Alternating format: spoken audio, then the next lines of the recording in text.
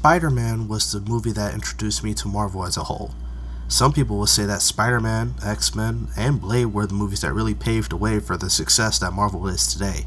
And you know what? They're correct. But Spider-Man 1 holds a special place in my heart. Not just because it came out the year I was born, but because it has something else that other origin movies kinda like nowadays. Heart. This movie has heart.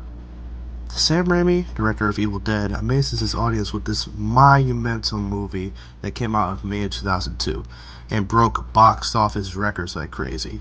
But why does this mean so much to me? Here's why.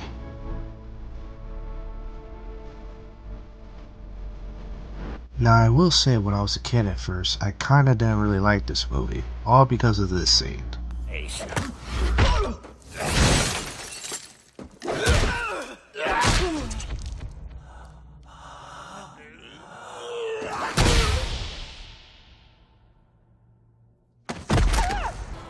Yep, all because Spidey got the piss being out of him by Green Goblin here. I decided to hate this entire movie.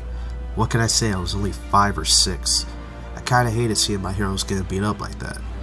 Being older, I realized that this entire fight scene was a part of Peter's arc throughout this entire movie. Peter goes from a young boy who says this to his uncle. And I know I'm not your father. Then stop pretending to be. To a young man who has the maturity to say this to Norman. I have a father. His name was Ben Parker.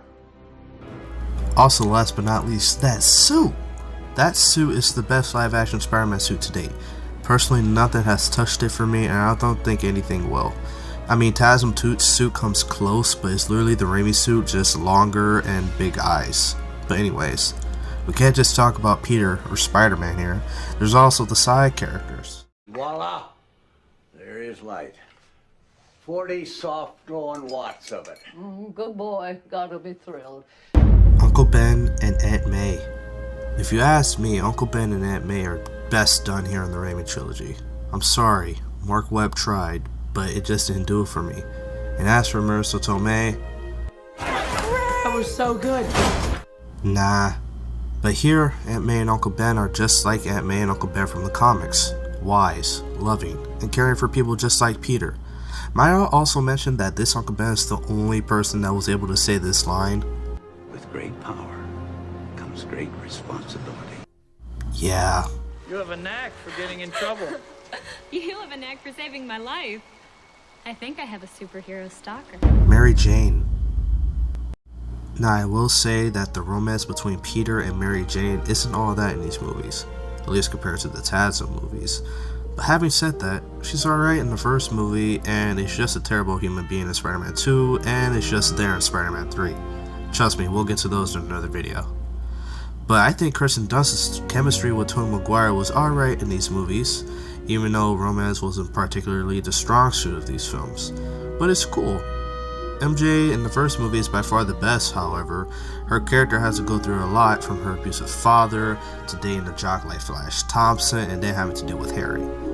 But the only thing people don't talk about is this.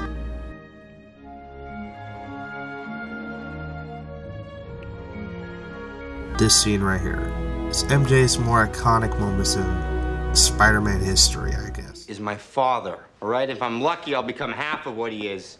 So just keep your mouth shut about stuff you don't understand. Harry Osborn.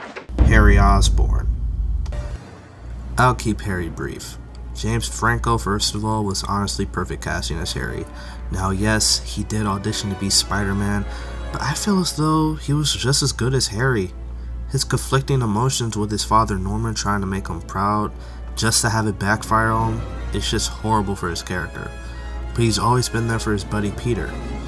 Until he wasn't. Protected you in high school, now I'm gonna kick your little ass.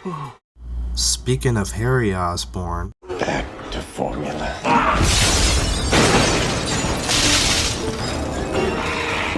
Norman Osborn. Now, Willem Dafoe as Norman Osborn and Green Goblin was honestly perfect casting as well, even though he can go over the top sometimes, such as this scene. It's right. Here's the real truth. Get my point? Also, real quick, I gotta talk about his costume. Actually, I'd rather show you this. Now look at this. Dead. Is that what you want? Case closed. Now having said that, this suit is iconic for the Raimi era, at least. It works for the tone what the movie is going for. There's also opposite arcs for Norman and Peter. Peter rises to the hero while Norman descends to the villain.